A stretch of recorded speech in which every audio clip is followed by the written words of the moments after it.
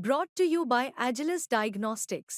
Health test की बात आती है तो मैं भरोसा करता हूँ India largest diagnostics company Agilus diagnostics. खुद को टेस्ट करते रहो। सफलता का मापदंड देवी चित्रलेखा जी के लिए क्या है? एक बड़ी ऑडियंस जब आप कथा वाचन करती हैं या फिर आपकी जो रील्स ट्रेंड होने लगती हैं या फिर आपके जो व्यूज आते हैं वीडियोस पर, आपके लिए सफलता का मापदंड क्या है? नहीं नहीं नहीं, ऐसा तो बिल्कुल भी नहीं है। मुझे नहीं लगता, आज मुझे नहीं, किसी को भी, यहाँ भी जो बैठे हैं, मुझे जो सुन रहे हैं, उनको व्यूज़ को देख कर के सफलता को नापना चाहिए, क्योंकि व्यूज़ तो आजकल कहीं भी कैसे भी आ जाते हैं और लोग इसके लिए न जाने क्या क्या भी कर रहे हैं। बट मुझे लगता है कि आप लाइफ में जो भी कर रहे होते हो, मैं जो कर रही हूँ, यहाँ जो जनरेशन बैठी है, जो काम कर रहे हैं, आप अपनी लाइफ में खुश हो ना, अगर आप चीज़ों को लेकर के संतुष्ट हो, सेटिस्फाइड हो, तो आप दुनिया के सबसे सफल व्यक्ति हो।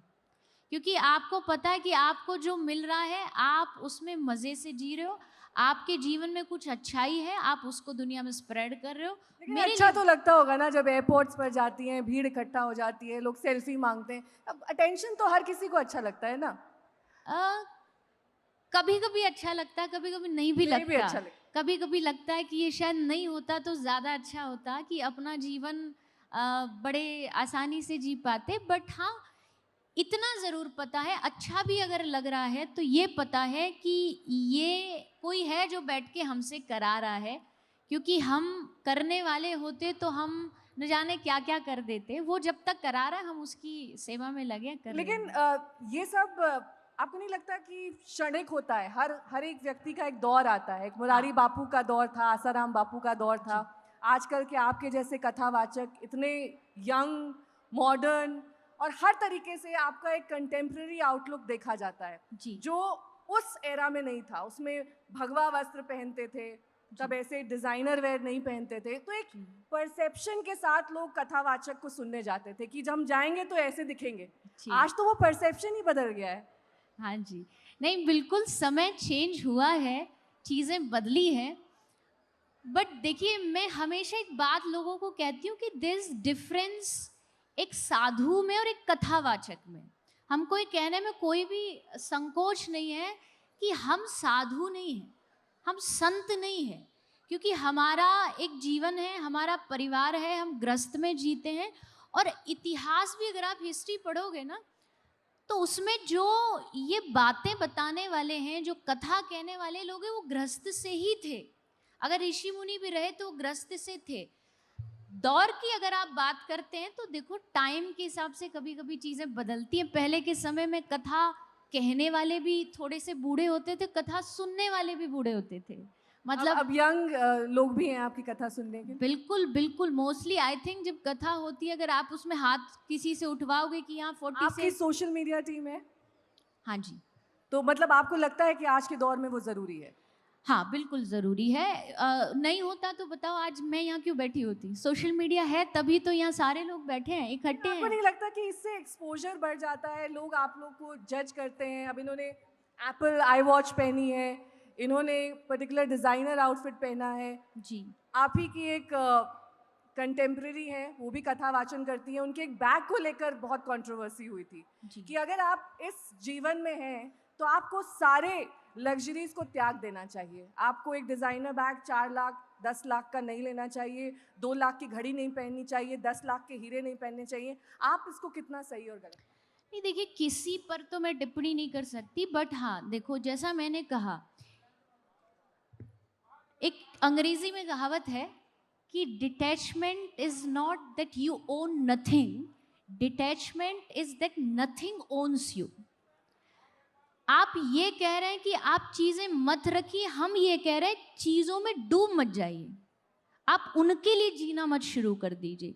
अगर मेरे पास आज एप्पल वॉच है, कल नहीं भी रहेगी तो भी मेरे चेहरे पर यही हंसी रहेगी। आज अगर मेरे पास कुछ भगवान ने दिया है, थोड़ी सफलता दी है, इतनी सारी ऑडियंस बैठी है, मैं खुश हूँ। कल ये एक भी नहीं रहेगा, मैं तब भी खुश रहूँगी। तो मेरे कहने का भाव ये है कि हम जो कथा कहने वाले होते हैं, उनका ये कहना नहीं होता कि भाई आप जीवन में कुछ मत करिए, क्योंकि हम जिस माइक पे बोल रहे होते हैं, माइक भी पैसे से ही आया है, ये चेयर्स भी जो लगी है ये भी पैसों से ही आई है, इनका रेंट देना पड़ेगा। तो ऐसा नहीं है कि हम ये कह रहे हैं कि आप संसार को छोड़ दीजिए, लेकिन ये कह रहे हैं कि संसार में रह के आप ये जान लीजिए कि आपके जीवन का एम, उद्देश्य पर मटेरियल चीज़ें नहीं है, आपका उद्देश्य उससे बढ़कर है। हाँ, आपको मिलेगा ज़रूर। अगर मैं भगवान की कथा कर रही हूँ तो देखो लोग सम्मान करते हैं, आदर देते हैं, खूब प्यार देते हैं, वो हमको ये कहते हैं ना। नहीं, लेकिन सिंपल रहकर भी तो ये किया जा सकता है। अगर आप सिंपल जी। कपड़े पहनेंगी, डिज़ाइनर नहीं पहनेंगी, डिज़ाइनर घड़ियाँ या बैग इत्यादि नहीं लेंगी, यानी कि अपनी इच्छाओं को अगर आप कंट्रोल करेंगी, उसको आप सही मानती हैं? या फिर आपको लगता है कि अगर मुझे कोई चीज़ पसंद है तो वो मेरे पास होनी चाहिए क्योंकि आज मेरे पास वो इच्छा शक्ति भी है और वो जी। सामर्थ्य भी है? नहीं, ऐसा नहीं है, बिल्कुल भी नहीं है। हम कोई डिज़ाइनर कपड़े नहीं पहनते। हमारे पास अब ये लोग इस पर भी देखो तर्क करने वाले एप्पल तो वॉच पहना हुआ है आपने? ये भी मुझे किसी ने गिफ्ट में गिफ्ट दी किया है? जी, गिफ्ट में दी हुई है। सॉलिटेयर पहना हुआ है आपने? अब ये तो आप पूरा A to Z ऊपर से नीचे तक सब कर सकते हैं, लेकिन लेकिन यही विवाद का विषय है ना दरअसल चित्रलेखा जी, और मैं ये इसलिए पूछ रही हूँ क्योंकि हाल ही में एक कथावाचक के बैग को लेकर बहुत बवाल हुआ था। नहीं, आप चलिए एक बात बताइए, अभी यहाँ से यहाँ कोई जितने भी लोग बैठे हुए हैं सबको भी इस बात को लेकर के हर क्या चीज। आप लोग सही मानते हैं कि कथावाचकों को एकदम सिंपल होना चाहिए? ये नहीं मानते हैं? ये नहीं मानती, क्यों? तो अब वजह भी पूछ रही है चित्रलेखा जी, क्या क्या वजह है? क्योंकि पहले तो वही था ना, गेरुआ वस्त्र, सफेद वस्त्र, बड़ी बिंदी।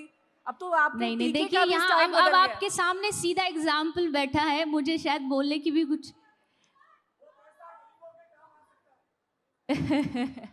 देखिए यहाँ एक संस्कृत में कहावत है, मुंडे मुंडे मतिर्भिन्न। इसका मतलब होता है यहाँ अगर 1000 सर बैठे हैं ना तो मतलब 1000 सोच बैठी है। अभी यहाँ आप डिबेट चालू कर दोगे, यहाँ युद्ध चालू हो जाएगा कि ये सही है या गलत है। बट हमारा काम ना अपने आप को सही बताना ना गलत बताना है। अब एक मीडिया ले लीजिए, सोशल मीडिया ले लीजिए, मैं ये कहती हूँ कि अगर एक आदमी, मैं संत नहीं हूँ बट मैं हमेशा एक बात खुल के कहती हूँ, इस दुनिया की सारी लग्जरी का अगर कोई सच्चा हकदार है तो वो एक साधु है, क्योंकि वो समाज को इतना कुछ दे रहा है। आप कहते फ्लाइट में क्यों बैठा, मैं कहूँ भगवान उसके लिए सारी दुनिया की खुशियाँ आ जाए, क्योंकि उसने जीवन संसार को दिया है, वो हजारों लाखों लोगों के जीवन को बदल रहा है। अगर सिंपल सी बात है, एक आदमी गुटखा, तम्बाकू, शराब खा पी कर, मैं किसी के अगेंस्ट नहीं हूँ, सब अपने जीवन में अच्छा कर रहे हैं, लेकिन जो आदमी नशे को प्रमोट कर रहा है, आप उसको बड़ी खुश होकर के उसकी इज्जत करते हो, सम्मान करते हो। आपको लगता है कि हाँ इनके पास अच्छी अच्छी चीज़ें हों, अच्छी अच्छी लग्जरी हो। लग्जरी का किसी कथावाचक से कोई लेना देना नहीं। हाँ, ये ज़रूर है, हमें भगवान ने दिया है, हम खुल कर के मौज में रहते हैं। हाँ, एक बात खुल के बता दूं, जो लोग कहते हैं भाई आज की जनरेशन, आज के बच्चे, ये इन्होंने बिजनेस, नए बाबा, कुछ एक बहुत गंदा शब्द है ये, बाबा ट्रेंड चल रहा है। मैं कहती हूँ अगर हिम्मत है ना, या सारे जितने बैठे एक बार बाबा बन के देख लो, आपको पता चल जाएगा बाबा बनने में या बाबा होने में कितनी मेहनत लगती है।